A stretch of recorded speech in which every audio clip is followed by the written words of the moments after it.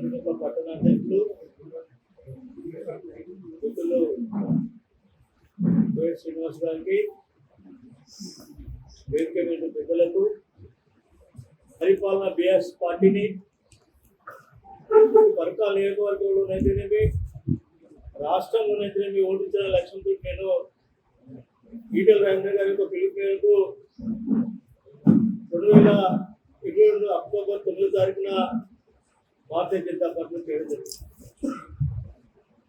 కార్యక్రమంలో జరిగినటువంటి పరిణామాల తర్వాత ప్రజలు ఈ రాష్ట్రంలో కాంగ్రెస్ పార్టీ గెలిస్తేనే ఈ ప్రాంత అభివృద్ధి చెందుతుంది, బీఆర్ఎస్ పార్టీని ఓడించి కాంగ్రెస్ పార్టీ అధికారంలోకి వస్తే తెలంగాణ రాష్ట్రము అన్ని వర్గాల ప్రజలకు న్యాయం చేస్తే ఆలోచించే ప్రజలు కాంగ్రెస్ పార్టీని అధికారంలోకి తీసుకురావడం. గత 75-80 రోజులు జరుగుతున్నటువంటి పరిపాలన దక్షత మన యొక్క గౌరవ ముఖ్యమంత్రి గారు రేవంత్ రెడ్డి గారు తీసుకున్నటువంటి నిర్ణయాలు, అతను ఇచ్చినటువంటి 6 గ్యారెంటీల హామీ అయితేనేమి, అవినీతిపై అలుపెరగని పోరాటం అయితేనేమి, సామాన్య ప్రజలకు చేరువగా ఉండేటువంటి ఉద్దేశంతో 24 గంటలు పనిచేసి ఆ యొక్క చిన్న వయసులో అందరి అభిమానాలు కూడుకొని అతని కన్నా సీనియర్గా ఉన్నటువంటి ఒక కాంగ్రెస్ పార్టీ నాయకులను మెప్పిస్తూ, కార్యకర్తలు మెప్పిస్తూ, ప్రజలు మెప్పిస్తూ, అధిష్టానాన్ని మెప్పించి ముందుకు వెళ్తున్నటువంటి ముఖ్యమంత్రి నాయకత్వం నాకు బాగా నచ్చింది. అతని యొక్క నాయకత్వంలో కాంగ్రెస్ పార్టీ బలోపేతం కావడమే కాకుండా సామాన్య ప్రజలకు న్యాయం జరుగుతుంది, ముఖ్యంగా ఉద్యమకారులకు న్యాయం జరుగుతున్న ఉద్దేశంతో నా వెంట నడిచేటువంటి ఉద్యమకారులకు కూడా న్యాయం చేయాలని నమ్మకంతో నేను కాంగ్రెస్ పార్టీకి రావడం జరిగింది.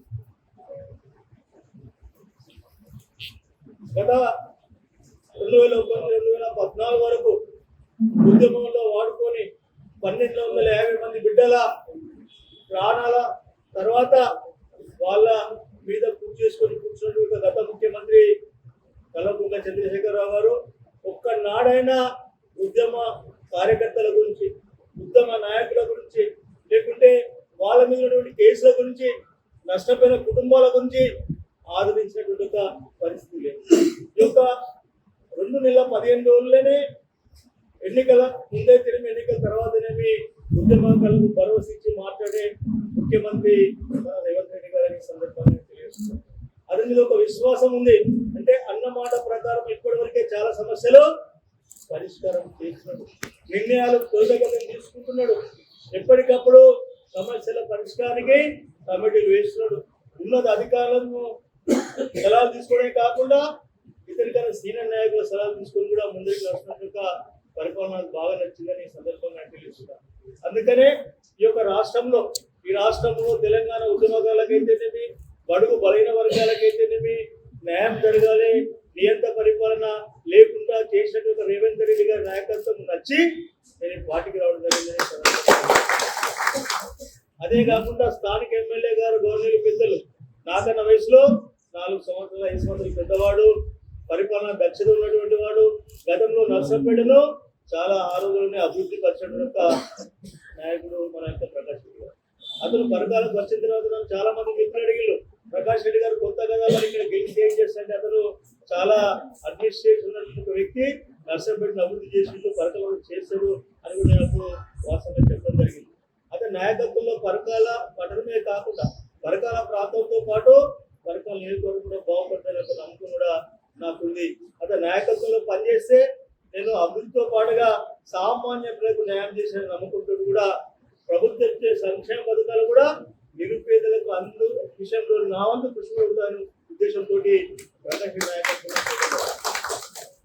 ఒకసారి బీజేపీ పార్టీలో ఉన్నప్పుడు వర్షం పడుతుంటే ఇక్కడ మా బీజేపీ నాయకులు వస్తున్నటువంటి ఒక వెంకటస్వామి అందరూ కలిసి పరకాల పోవడం జరిగింది. నేను ఎప్పుడైనా సర్పంచ్గా ఉన్నప్పుడు ఉన్నటువంటి రోడ్లు, సర్పంచ్గా ఉన్నటువంటి కాలువలు, అప్పుడు ఇల్లు లేకుండా ఉన్నటువంటి పేదలు ఇప్పుడు కూడా ఒక ప్లాస్టిక్ కవర్ల నీడన కలవరుచుకుంటే వాస్తవంగా ఆ రోజు నాకు మనసు బాధ అనిపించింది. అంటే మన ప్రభుత్వం 10 సంవత్సరాలు తెలంగాణ రాష్ట్రం సాధించుకొని ఇక్కడ పరకాల్లో అధికారంలో ఉన్న ఎమ్మెల్యే, రాష్ట్రంలో అధికారంలో ఉన్నది, కానీ ఒక్క నిరుపేద బలహీన వర్గాలకు, ఎస్సీ వర్గాలకు కానీ ఇల్లు కట్టిన దుర్మార్గమైన ప్రభుత్వం అంటే వాస్తవంగా బీఆర్ఎస్ ప్రభుత్వం ఆ రోజు నేను చేసుకున్నా. కానీ నేను చేయనటువంటి పార్టీని ప్రజలు నమ్మలేదు, ఓట్లేదు. ప్రజలు కాంగ్రెస్ పార్టీని నమ్మి కాంగ్రెస్ పార్టీ అధికారం చేస్తుంది కాబట్టి ప్రజలు ఏ పార్టీ నచ్చుతో వాళ్ళనే ఎంచుకొని నేను కాంగ్రెస్ పార్టీకి రావడం జరిగింది. సందర్భంగా తెలుస్తున్నా. చాలా మంది అనుకుంటున్నారు భిక్షపతి గారు వచ్చిళ్ళు ఏమైనా పదవి అని చెప్పిన ఎమ్మెల్యే గారికి మొదలే మన గౌరవ ముఖ్యమంత్రి గారు కూడా నేను చెప్పిన ఎలాంటి నాకు పార్టీ పదవులు అవసరం లేదు, ఎలాంటి నాకు నామినేట్ పదవులు అవసరం లేదు. నా లక్ష్యం అంతా పార్టీ ఇచ్చేటువంటి సంక్షేమ పథకాలు పర్యాణ వర్గాలు చేరాలి. ఈ ప్రాంతంలో కాంగ్రెస్ పార్టీని రాబోయే పార్లమెంట్ ఎన్నికల్లో కావచ్చు, రాబోయే స్థానిక సంస్థల ఎన్నికల్లో కావచ్చు, ముఖ్యమంత్రిగా పరకాల మున్సిపాలిటీ మీద 22 కార్పొరేటర్లు కాంగ్రెస్ పార్టీని గెలిపిస్తారు.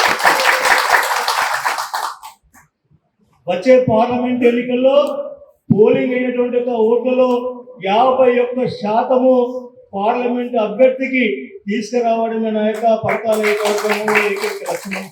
తెలుస్తున్నా.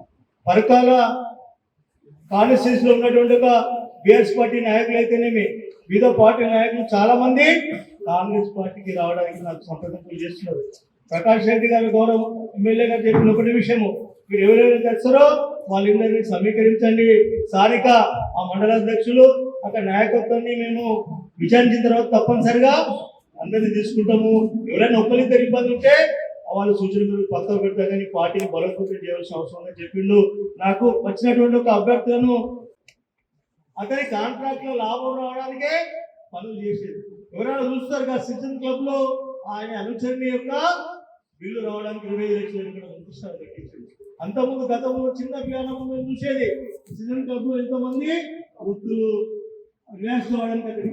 ఎమ్మెల్యే అధికార పార్టీలో 15 సంవత్సరాలు ఎమ్మెల్యేగా పనిచేసాడు. కానీ తండ్రి సంపాదించిన ఇంటనే ఉంటాడు.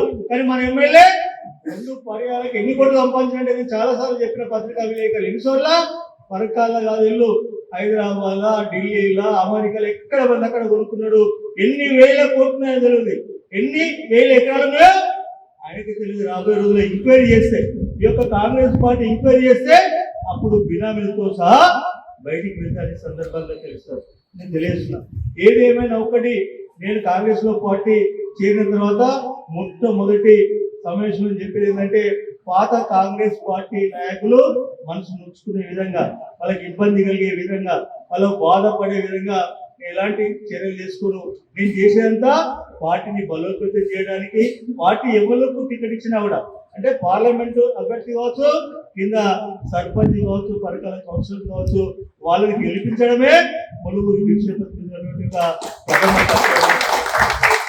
పార్టీని బలోపేతం చేయడము, ఈ ప్రాంతంలో తిరుగులేని శక్తిగా కాంగ్రెస్ పార్టీ నిర్మాణం చేయడము, పార్లమెంటు ఉన్నటువంటి మిగతా 7 అసెంబ్లీ సెగ్మెంట్ల కన్నా పరకాల కాన్స్టిట్యూన్సీలో కాంగ్రెస్ పార్టీ పార్లమెంట్ అభ్యర్థికి అత్యధిక ఓట్లు తీసుకురావడమే నా ముందు ప్రథమ కర్తవ్యం సందర్భంగా తెలుస్తూ నన్ను ఆహ్వానించి నాకు స్వాగతం పలికి ఈరోజు నా యొక్క కార్యక్రమంలో పాల్గొని నేను పార్టీలో చేర్చుకున్న కాంగ్రెస్ పార్టీ కార్యకర్తలకు, నాయకులకు అందరికీ పేరు పేరున మనస్ఫూర్తిగా నా యొక్క నమస్కారాలు తెలియజేసుకుంటూ కాంగ్రెస్ పార్టీ నాయకత్వం వర్ధిల్లాలని చెప్పి మరొకసారి కోరుకుంటూ సెలవు తీసుకుంటున్నాను.